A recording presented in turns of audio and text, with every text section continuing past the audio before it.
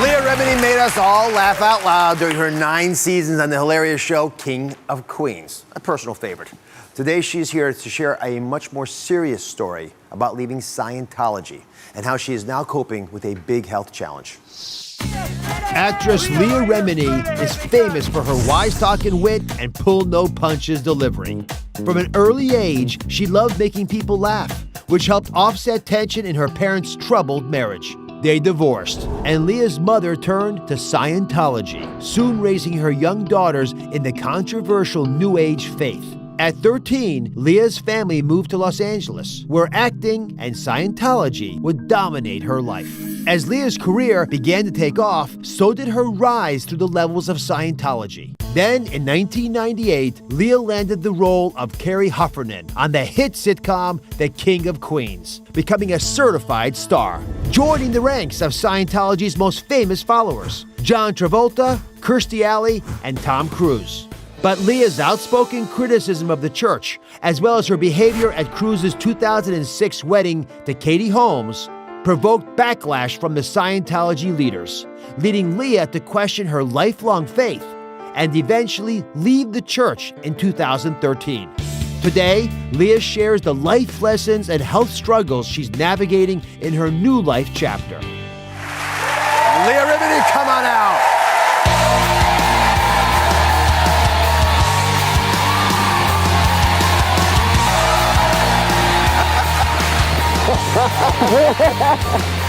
How are you? We get our guests in shape with that walk. I mean, really?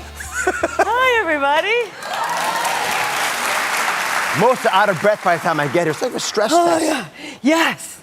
That was great. And it's good because I had like a knish, I had a frankfurter, I had 4 slices of pizza, I had a cannoli. So that was great because I lost This something. morning. I lost something from that walk. Hi. How are you? Good. I know this is a big time in your life. Yes. This book is fascinating to me. And it's called Troublemaker, Surviving Hollywood and Scientology. But I'm stuck on this word troublemaker. It's an interesting way to title a book, but also yourself. Well, because I've always felt that I was, but in a good way. Like I was a rebel as a child. I was always questioning my mother, like children do, but I really wanted to understand things. I was always like somebody who was always asking questions. You know, it was annoying, and I still am.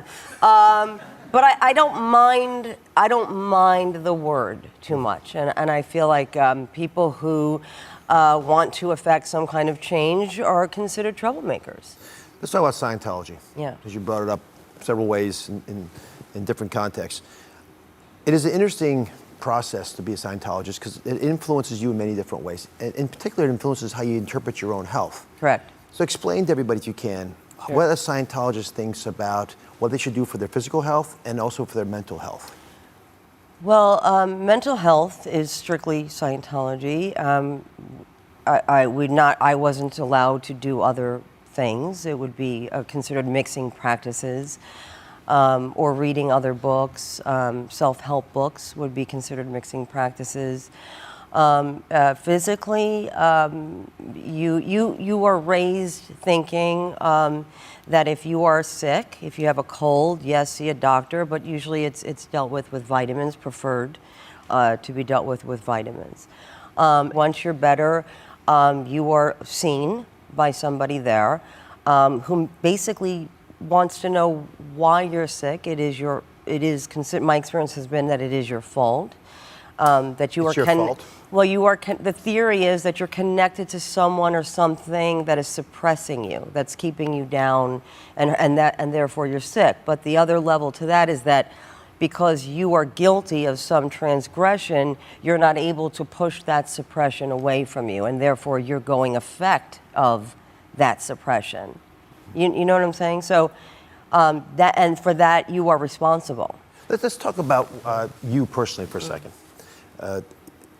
Scientology, you argue in the book, actually left you with some health issues. Mm-hmm. I'd love if you could walk me through how you felt that you suffered while you were a Scientologist and what you're doing now to try to get past that. Well, again, as a group, we're told and believe that we're changing the world single-handedly, just our group. And I think it creates a monster. And every time I met someone, I secretly thought I had the answer to their ills.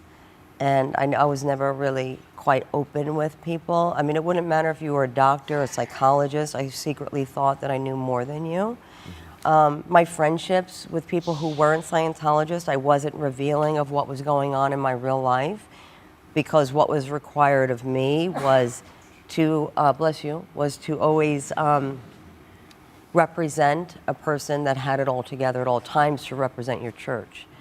So I felt that I just dissociated myself from real feelings, real emotions, real relationships, and real forgiveness. I felt I was bigoted of other people's religions. I felt that's what I learned, because we were saying we are the elite group of the planet and the only ones doing anything about the ills of mankind. Do you think you were a good Scientologist? Well, I was good enough to represent my church, right? My church very often asked me to represent them in the press, and certainly approved to be in Tom Cruise's camp, which, you know, I did see as an honor, being I was contributing a lot of money to my church. I was spending a lot of time with my church. I was volunteering. I was counseling other Scientologists. So, yes, in one way, I was a great Scientologist, and very by-the-book Scientologist. I'm about policy. Like, you know, we have these policies, right? Hundreds of thousands. I could quote policy, you know, and demand that of other people. And I was, you know, a hard ass. And that hasn't changed. I am a hard ass, but I am a soft hard ass. There's a tremendous affinity that I feel that you have for Scientology. It comes through in the book. You obviously were raised in the church. And Sure. for so many folks who were raised in one religion and they have problems with it. I mean, sometimes we almost have animosity towards the religion we're raised in, because so much of it dominated our lives. Right.